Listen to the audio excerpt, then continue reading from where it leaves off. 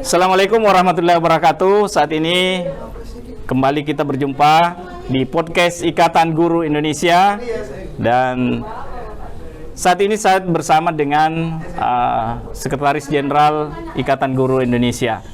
Ya, tentunya kita sudah kenal semua Ibu Wahibatun Wafirah, SPD MPD. Ya, apa kabar, Bu?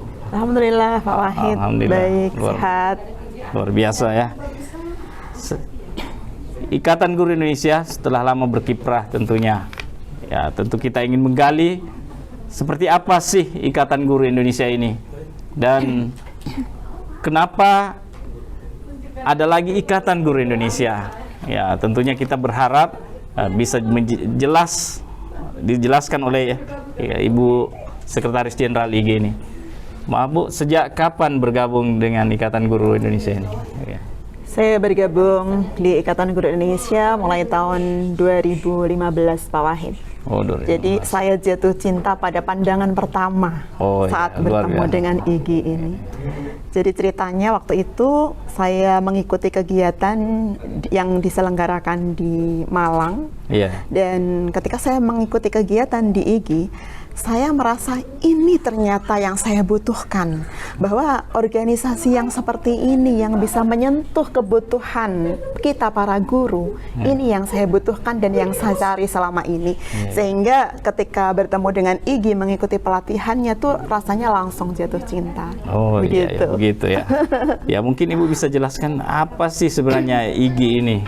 Jadi IG singkatannya Ikatan Guru Indonesia adalah sebuah organisasi profesi guru yang lebih fokus pada peningkatan kompetensi guru. Jadi misi yang pertama adalah bagaimana sih meningkatkan kompetensi guru di Indonesia. Itu Ikatan Guru Indonesia. Ya, luar biasa ini. Terus kira-kira apa sih manfaat kita bergabung di IG ini?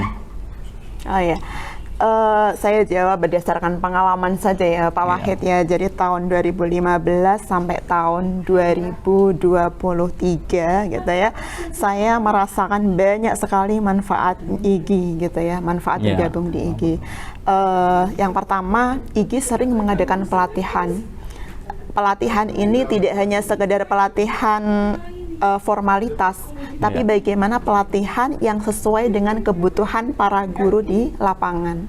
Yang kedua, di IG ini kita tidak hanya belajar, tapi juga berbagi. Karena moto IG sharing, sharing and growing together gitu ya. Jadi bagaimana orang yang memiliki kelebihan itu bisa berbagi kepada guru-guru yang lain. Nah, guru-guru yang senang belajar juga senang belajar itu kemudian mengikuti sesi berbagi teman-teman yang senang berbagi. Disinilah gimana ya, ada pertemuan yang luar biasa antara guru yang haus dengan ilmu dan ada yang berbagi ilmu. Dan itu kita tidak ada ketika berbagi benar-benar ikhlas gitu, tidak ada tuntutan saya harus diberi sesuatu untuk berbagi, tidak ada. Jadi murni dari hati nurani ingin berbagi kepada yang lain, dan yang saya salut sampai sekarang antusias belajarnya luar biasa para guru-guru IG ini. Iya, luar biasa Ibu Sekjen ini. Ya, Ibu Sekjen ini juga merupakan mantan sekretaris wilayah di Jawa Timur. Ya, dan tentu perjalanannya dalam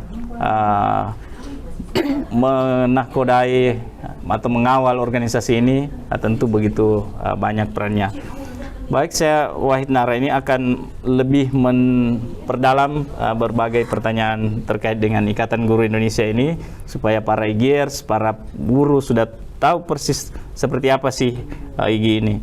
Tadi Ibu Wafi mengatakan peran IG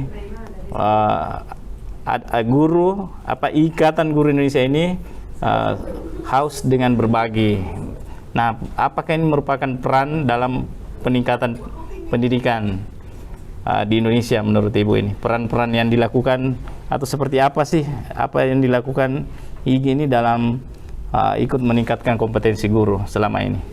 Oke, terima kasih Pak Wahid. Ini menarik sekali ya kalau kita berbicara tentang peran gitu ya.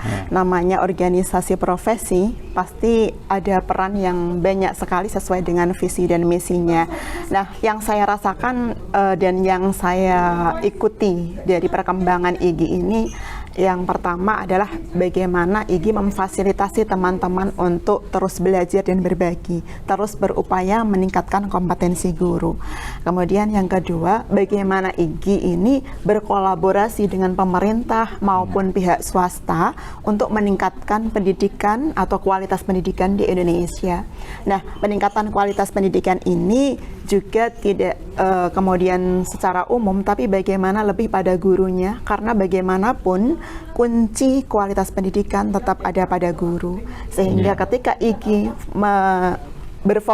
berfokus pada peningkatan kompetensi guru, maka diharapkan pelatihan-pelatihan yang diadakan oleh IGI bisa berdampak tidak hanya untuk kualitas gurunya, tapi juga kualitas peserta didiknya. Ya, saya kira itu tujuan utama. Ketika guru berkualitas, tentu siswanya juga akan berkualitas. Betul sekali, Pak Wahid. Tapi selama ini peran kehadiran IGI di Indonesia tentu memiliki tantangan.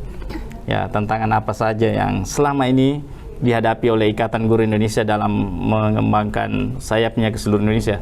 Saya dengar-dengar IGI ini sudah berada di seluruh provinsi yang ada di Indonesia dan tentu di kabupaten kota yang ada. Iya, betul sekali Pak Wahid. Jadi melalui perjuangan yang panjang, bagaimana diawali dulu menjadi sebagai klub guru Indonesia yang mana terdiri bermula dari perkumpulan guru-guru yang memiliki frekuensi yang sama, ingin belajar bersama, kemudian berkembang menjadi sebuah organisasi profesi yang dinamakan Ikatan Guru Indonesia, sudah diakta notariskan, tercatat di Kemenkumham pada tahun 2009. Nah, sejak itulah IGI terus berkembang dari yang tadinya hanya beberapa wilayah, kemudian tersebar menjadi semua wilayah 34 provinsi atau 34 wilayah se-Indonesia itu sudah ada kepengurusan IGI semuanya, dan kemudian sampai sekarang semuanya sudah tersebar atau sudah terbentuk kepengurusan di 34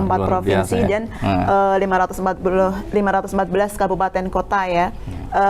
Adapun adanya pemekaran di provinsi baru ini sedang proses untuk inisiasi bagaimana pembentukan pengurus di sana dan sudah berproses Pak Wahid. Luar biasa ini IGI dalam waktu berapa tahun ini sudah berada di seluruh Indonesia. Luar biasa. Dan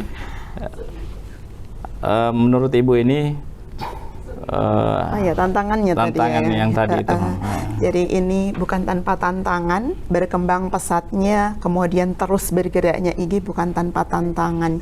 Bagaimana guru-guru ini memiliki kewajiban utama untuk mendidik dan mengajar di sekolahnya, bagaimana para anggota IGI ini membagi waktu antara berorganisasi, kemudian melaksanakan tugas utama, itu sebuah tantangan tersendiri sebenarnya. Kemudian yang kedua, sesuatu yang baru itu belum tentu langsung diterima oleh orang lain atau oleh khalayak begitu. Sehingga kemunculan IGI yang terus bergerak belum semuanya menerima. Tetapi bukan berarti ini kemudian dijadikan sebagai tantangan yang harus membuat kita berhenti. Justru dengan tantangan ini kita termotivasi untuk terus bergerak. Bagaimana cara mengatasi menghadapi tantangan yang seperti ini. Kemudian yang ketiga, memang dengan adanya jarak yang luar biasa dari mungkin topografi daerah atau wilayah, ini juga sebuah tantangan bagaimana teman-teman bergerak. Tapi ternyata alhamdulillah selama ini IGI bisa menghadapinya dengan berbagai teknologi yang digunakan, dimanfaatkan seperti itu. Berarti IGI sebelum masa pandemi, saya dengar IGI sudah punya peran dalam pembelajaran daring ya. Jadi artinya memang IGI sejak dulu siap menghadapi berbagai tantangan. Memang Betul sekali. Jadi pelatihan-pelatihan selama ini bahkan jauh sebelum pandemi itu sudah diselenggarakan melalui daring ya, melalui media daring seperti Webex, Zoom meeting dan sebagainya. Jadi sudah sejak dulu dilaksanakan. Jadi peran IG sebelum masa pandemi juga sudah memang menyiapkan diri, walaupun ya kita tidak tahu bahwa musibah itu akan datang, tetapi dengan perannya itu sangat luar biasa. Tetapi begini, dalam IG baru-baru ini saya dengar juga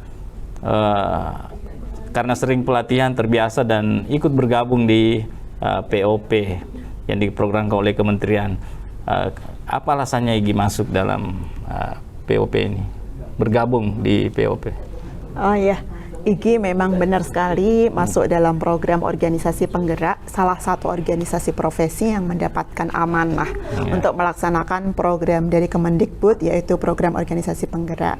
Dan di sini kenapa kok IG termasuk di antaranya begitu ya? Ini karena IG memiliki kepedulian bahwa literasi numerasi yang ada di Indonesia itu masih berada di tingkat rendah sehingga melalui program organisasi penggerak ini, IG mengambil peran bahwa kita perlu terlibat, kita perlu berkontribusi, kita perlu berkolaborasi, baik itu dengan pemerintah maupun pihak swasta, untuk bersama-sama bergerak untuk meningkatkan kompetensi literasi dan numerasi. Sebenarnya yang diharapkan di sini tidak hanya kompetensi literasi numerasi guru, tapi lebih pada bagaimana kompetensi literasi numerasi siswa. Iya, apalagi di program for International Student Assessment atau PISA, ya tercermin bahwa Indonesia berada di posisi ke-74. Bagaimana kemampuan membaca yang berada di posisi di bawah, begitu juga dengan matematika yang masih berada di posisi 73, kemudian begitu juga dengan sains yang berada di posisi ke-71. Tentunya ini peran IG diharapkan dalam dengan bergabungnya di program organisasi penggerak ini. Dan kemudian terakhir, apa harapan Ibu ke depan untuk rekan-rekan guru yang ada di Indonesia? Dan yang terakhir ini, saya harap guru-guru meskipun sudah sebagai guru tidak berhenti untuk belajar. Kami di Ikatan Guru Indonesia memiliki slogan Pak Wahid bahwa kita semuanya pantang mengajar bila tidak belajar, karena bagaimanapun kondisi terus berubah, zaman terus berubah, sehingga apapun yang terjadi kita harus tetap belajar. Oleh karenanya mari bergabung dengan Ikatan Guru Indonesia, karena kami siap untuk membantu Bapak Ibu guru untuk belajar bersama, menyesuaikan perkembangan zaman, memenuhi kebutuhan yang ada, dan yang lebih penting adalah bagaimana melayani kebutuhan peserta didik sesuai dengan potensi, kebutuhan, dan karakteristiknya. Tentunya kita di Ikatan Guru Indonesia memfasilitasi bagaimana kebutuhan para guru dalam hal pelatihan berdasarkan data yang sudah kami petakan, bahwa kebutuhan pelatihan ini apa saja yang sekarang dibutuhkan, seperti itu. Sekira itulah. Makasih banyak kepada Ibu Wahibatun Wafira, Sekretaris Jenderal Ikatan Guru Indonesia. Dan kita harap peran IG yang kalau selama ini guru hanya terbatas mengikuti pelatihan-pelatihan dilakukan oleh kementerian, oleh dinas pendidikan, oleh balai dan sebagainya, itu sangat terbatas. Maka kehadiran Ikatan Guru Indonesia ikut mendongkrak kemajuan pendidikan melalui dengan berbagai pelatihan-pelatihan diadakan oleh IG ini. Kemudian tentunya dengan motonya sharing and growing together, maka mereka terus berbagi, kita terus berbagi untuk peningkatan kompetensi guru. Tentunya tujuannya adalah mencerdaskan kehidupan bangsa, dan di ruang-ruang kelas guru akan meningkatkan prestasi belajar siswa, dan insya Allah Indonesia akan terus maju dan terus cerdas.